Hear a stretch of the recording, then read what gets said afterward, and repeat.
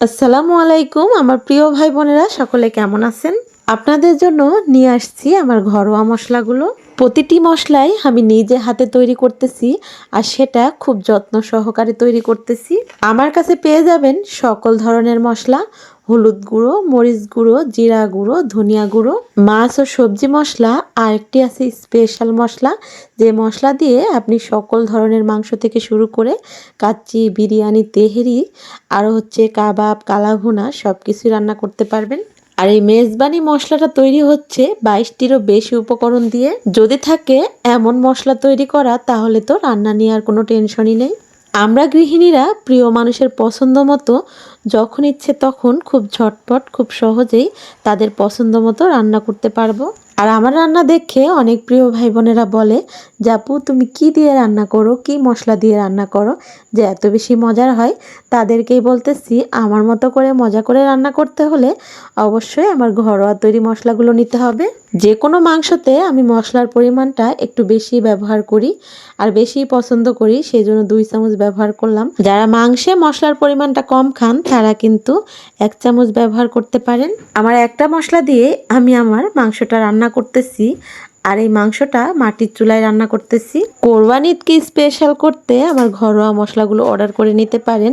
আর এই মশলা দিয়ে রান্না করলে আপনার কোরবানি ঈদ হবে আরও বেশি স্পেশাল।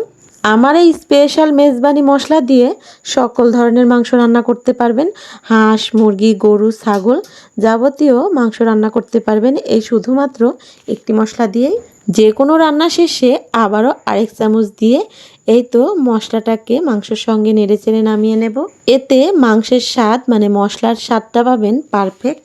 আমার প্রতিটি মশলাই আপনাদের জন্য খুব যত্ন সহকারে রোদে শুকিয়ে পরিষ্কার করে তারপরে গুঁড়ো করা হচ্ছে। শুধু কিন্তু মশলা দিচ্ছি না আপনাদেরকে, খাঁটি সরিষার তেল, তার সঙ্গে টক ঝাল মিষ্টি তেঁতুলের আচার, আমের আচার, আর হচ্ছে আমসত্ত্ব, তিলের নাড়ু, নারকেলের নাড়ু সব কিছুই আমার নিজের হাতের তৈরি। টক ঝাল মিষ্টি আচার বানানোর জন্য আমি ব্যবহার করেছি আমার অথেন্টিক আখের গুড় বা খেজুরের গুড়।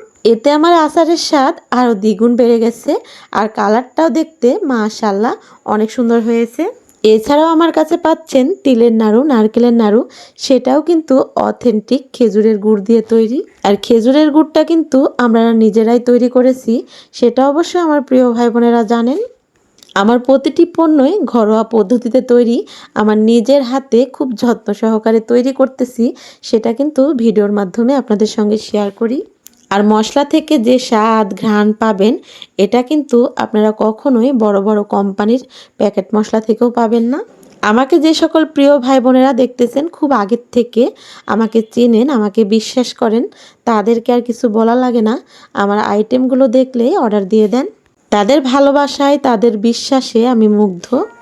ঈদের জন্যই আমার পণ্যগুলো অর্ডার করলে ডেলিভারি চার্জ ফ্রি পাবেন। আর ঈদের পরে যারা নেবেন তাদেরকে কিন্তু ডেলিভারি চার্জ দিয়ে নিতে হবে। তবে খুব তাড়াতাড়ি অর্ডারগুলো করতে হবে, যেহেতু ঈদ সামনে, কুরিয়া বন্ধ হয়ে যাবে আর 2 দিন মাত্র সময় আছে। তখন আর অর্ডার করলেও ঈদের আগে পৌঁছাতে পারবো না, ঈদের পরে আপনাদের হাতে আবার পৌঁছাতে পারবো।